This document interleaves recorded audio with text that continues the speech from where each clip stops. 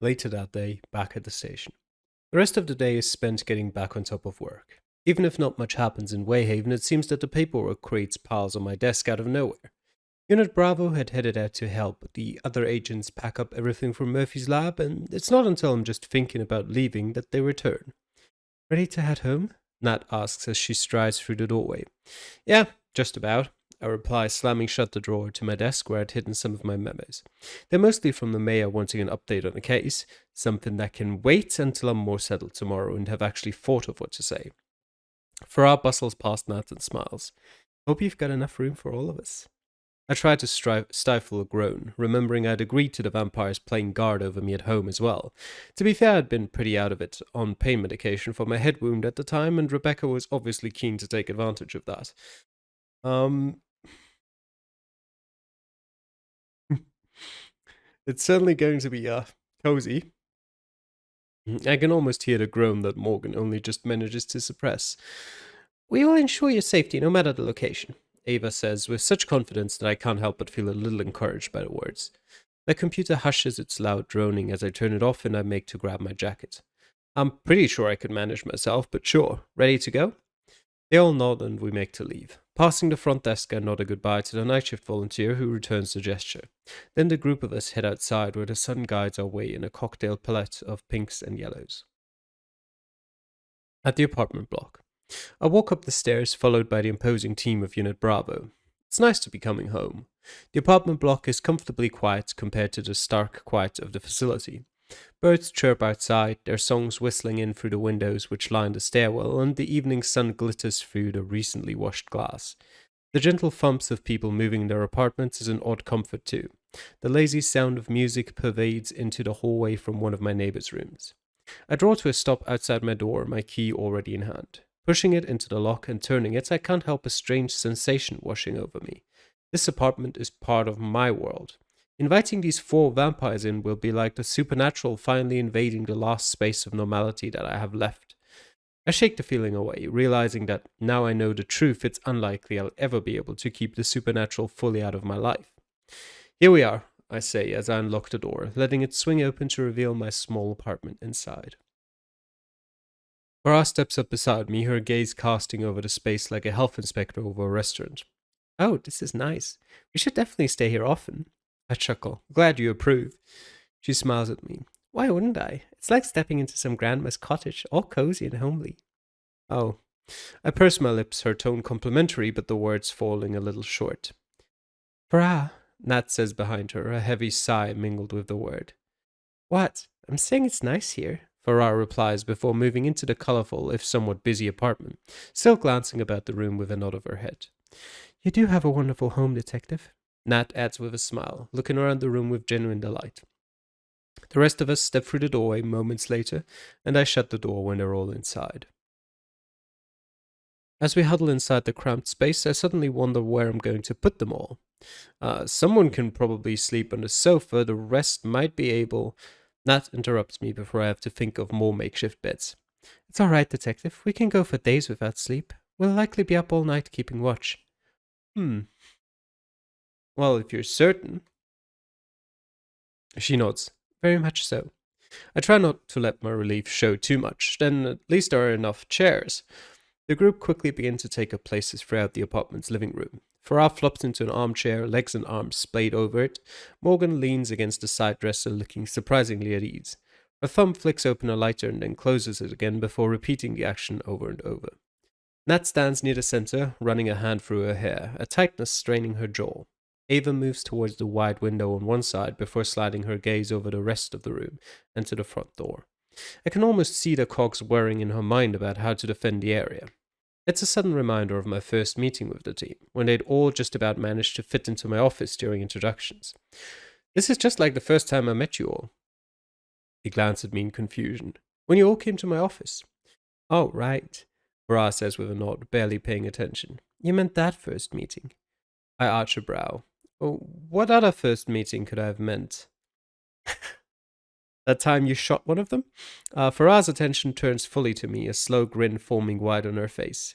I notice Ava and Nat share a quick tense look before stepping forward. Farah speaks before they intervene. How about the time you shot our almighty leader? My hands tense at my sides. Hmm. What are you talking about? I stare at Farah with wide eyes, barely able to believe the accusation she's just thrown at me. You honestly don't remember? Farah asks, the question causing Ava's face to contort into a tight expression. Did we make that little of an impression, detective, when we bumped into you outside of that warehouse? Ava groans, loudly. Then she proceeds to rub her hands over her face. What warehouse? Oh, come on. At this point, surely you'd remember. I ask, trying to make sense of this whole situation. Farah leans forward, grinning even further, if that's actually possible. Come on, detective. It was dark. There was a bad guy. A fight. A fight? What are you? My words snap to a stop as I realize just exactly what she's talking about. So that was you at the warehouse. Jeez, I knew it. Well, you clearly didn't know it, otherwise you would have remembered. Yes, it was, Ava replies firmly. It was before we knew it was you who would be our next assignment. A regrettable time for us all, I'm sure. There's bite to her tone which gnaws against me. Hmm. No, we're not gonna say that. Hmm. Try not to laugh but fail. Yes, that's definitely it. I bite my bottom lip as a laugh threatens to bubble in my throat, but looking over at Ava's tense, uncertain expression only forces it to expel from me so loudly that I put a hand on my chest, trying to contain it. I'm so pleased your gun toting is amusing to you, detective, Ava remarks, no longer holding back the venom in each word. Oh, come on, I reply with a wave of my hand while trying to stifle my laughter. No harm done, right? And it's kind of funny. Brad joins in the laughter. I'm so glad someone else sees the hilarity in it too. Ava's lips thin so tightly they almost become the same color as her skin. It was certainly an interesting first impression, Nat adds, stepping up beside Ava, who seems to cool at the woman's presence beside her.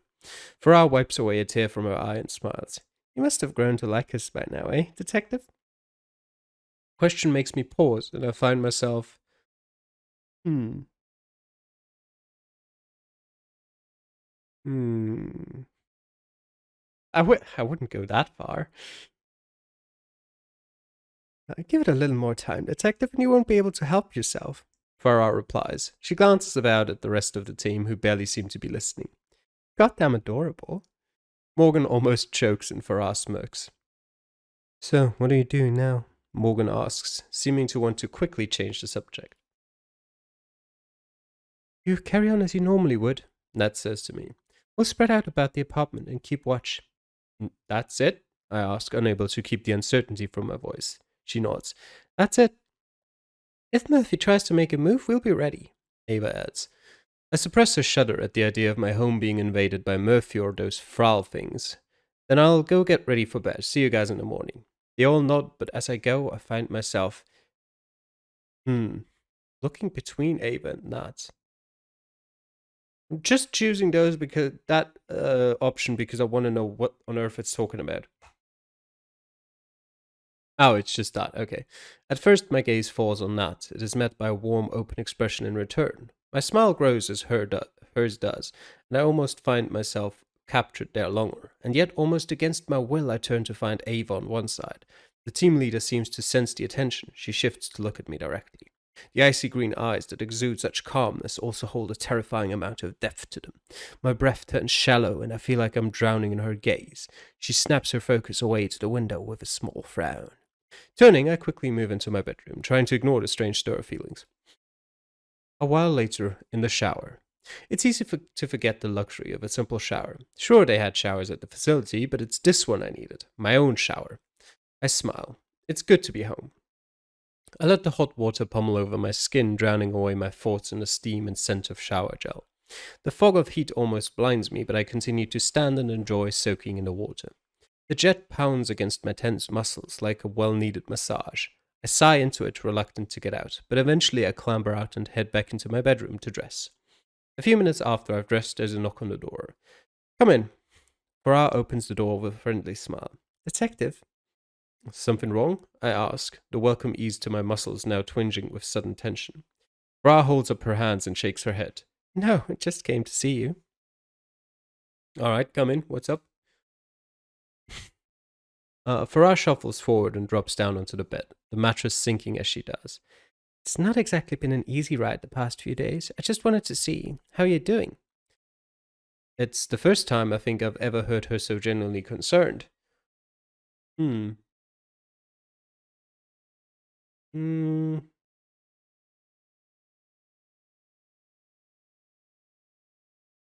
Me? I ask, placing a hand on my chest in mock surprise and rolling my eyes. Oh, please, I'm the master of ignoring problems until I don't actually have to think about how I feel about them. Fra snorts a laugh. Well, at least you're still mostly alright then. The smile tightens, a frown forming between her manicured brows. I've seen some humans go dull elly, whatever that means, after having the supernatural world shoved in their face. She tugs her hat off her head and chucks it into the air and then catches it, swiftly repeating the action. Most don't even want to work with us after finding out. There's a sting to her voice that's hard to miss, even as she tries to hide it by concentrating on her hat. You've had other people find out about you before? Not normal people like you, she replies. Agents, human ones, who'd rather be partnered with demons than vampires. The hat flops in her still grasp. Thanks for, sticking around. The gratitude forces a smile from me. You're welcome. Thanks for checking in on me. Anytime, detective, she says, flashing a charming grin, any remaining seriousness quickly vanishing. She yanks her floppy hat back on before standing up and heading back into the living room. Moonlight refracts through my room, the light so soft that I'm reluctant to shut it out as I snap the curtains closed. The silver light is replaced with a harsher yellow one emanating from my bedside lamp. The deep shadows cast about my room seem darker than they used to. As I'm about to clamber into bed, my phone vibrates frantically on my bedside table. I grab it up and answer it as I continue to slide beneath the duvet. Detective Langford, I answer, voice slightly tired from the day. Hello, detective. Bobby purrs from the other end. It's 11:30. What could you possibly need at this hour? I shift back out of bed and stand, thinking it best to give my full concentration to the conversation. I can hear a car pass by on the other end. I think we need to talk. Talk about what? I'm so glad you asked. My blood seems to freeze in my veins as a very familiar scene plays out through a recording on the other end of the phone. The piercing sound of glass shatters through the phone. What the hell? My voice yells. Great. Morgan's voice. Frowls. I yank the phone away from my ear slightly. That's enough. Shit. It's the only thought which pounds inside my mind at that moment. Well, until Bobby breaks it with a drawl to her voice. Feel like talking now? Where are you? In the parking lot of your apartment building. She's nothing if not prepared. I forced the thought away. I noticed your new friends haven't left your apartment yet, and I figured you wouldn't want me making introductions until we'd had a chat first. Fine, I'll meet you in 5. I slam my thumb down on the end call button so hard that my hand twinges with pain. Not wasting any time, I yank on some clothes. The threatening idea of Bobby making her way up to knock on the door forces me on faster. It's then I realize that I have a problem. I can't exactly walk out of the front door. The vampires would tag along because of their bodyguard duties, or at least ask where I'm going, but I really don't want them meeting Bobby right now. Why? Why would you not just tell them what's going on and have them solve the problem for you? Well, whatever. Well, it's more accurate to say it wouldn't be a good idea for Bobby to meet them, especially until I can figure out just exactly what she thinks she knows. My gaze darts about my room in frazzled thought until it drops on my window. I stride over and yank the curtains back open. Outside are the black, gleaming, newly painted railings and ladder of the fire escape. Slowly, I ease open the window. It creaks only once. Then I slide myself through the gap outside. Grabbing hold of the ladder, I twist myself around and begin climbing. Unfortunately, being so tired and moving practically in the dark, my foot stops halfway down. My knee cracks against the metal. I grit my teeth to keep from making a sound at the intense throbbing pain, but I notice the light in the downstairs apartment flick on. I shuffle down as quickly as I can with my new limp, eventually making it down to the parking lot to begin searching for Bobby. Further into the parking lot. Bobby's already waiting not too far away. She leans with her arms outstretched on either side of her to rest against the wall. Her black blazer has pulled slightly away with the position to reveal the smooth curves of her body outlined in a tight white shirt. She's always had a lazy attractiveness about her, half-lidded eyes, shapely lips, and a come-hither gaze that gets her a lot of attention. As I approach, one corner of those shapely lips pulls up into a lopsided smirk. Nice to see you, Detective. You dragged me down here, you better talk quick. Her brow arches as her focus shifts to my bruised leg. You all right there? I let out a small groan, bending slightly to rub at my knee. Just tell me what you want. So feisty today, she says, eyes glimmering with apparent delight at my tense statement. After a few quiet moments, Bobby pushes herself off the wall to step a bit closer, recorder grasped in hand. My focus flickers down to it, my stomach knotting at the thought of what it contains. How did you get the recording? I ask. Bobby purses her lips. I did tell you at the station that I'd come to bug you. You were open to interpret that as you wanted, even though I meant it literally. My face contorts, pinching painfully into anger, which I barely keep down through clenched teeth. You bugged my office. Well, clearly... oh, never mind. No, that was in the office. Yeah. Actually got the conversation confused. When I read that recording again, I thought it was talking about that instance where it was just Morgan and the detective, and that Murphy was coming after them, but it wasn't that scenario, actually. It was when those files entered the station. No need to get upset. I needed a new source after the mayor cut me off from that dull son of his. You know how it is. It's just business. Her voice is a mixture of soothing and mocking, and it takes all my willpower not to wipe it from her smug face. I could barely believe what I was hearing that night. A fight in the police station. Bobby continues. And you can imagine my shock when I came back to the station to check what happened, only to find no evidence of a fight at all. Even more interesting was that you'd been called away to a seminar the very next day. I stare at Bobby for a long moment, processing everything she said. It's difficult through the all-consuming nerves that are flooding through my system. More than anything I know, I have to throw her off the trail.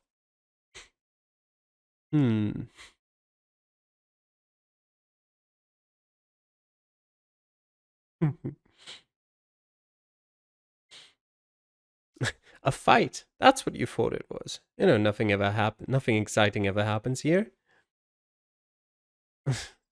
Bobby doesn't seem deterred by my nonchalance, just cocking her head slightly to one side. I'm not so sure about that anymore. Well, don't get your hopes up. My jacket shifts further around me as I shrug. What you heard was me listening to the radio. You often shout at your radio? My expression softens to a smile. All the time. I get very involved.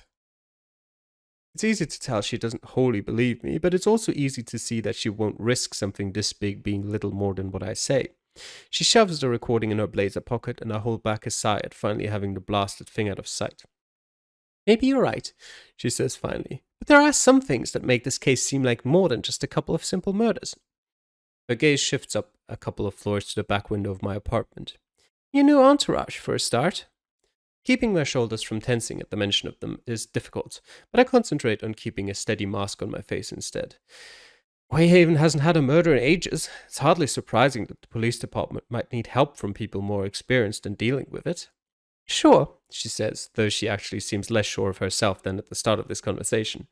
And if there's nothing to it, I suppose I should leave you and the case alone. That would be appreciated. I turn on my heel and begin walking back over to the fire escape, hoping that Unit Bravo hasn't noticed my absence. I suppose it might be best not to tell them about this wonderful conversation, at least until Murphy is dealt with. At least Bobby's intrusive little bug would have been destroyed in the fight. This all still smells big, Bobby calls from behind me. A distinct aroma of government secrets, and trust me, detective, I'm the best bloodhound when there's a scent trail to follow. I keep walking through her words, though her words batter against my back heavier than I would like. Next chapter.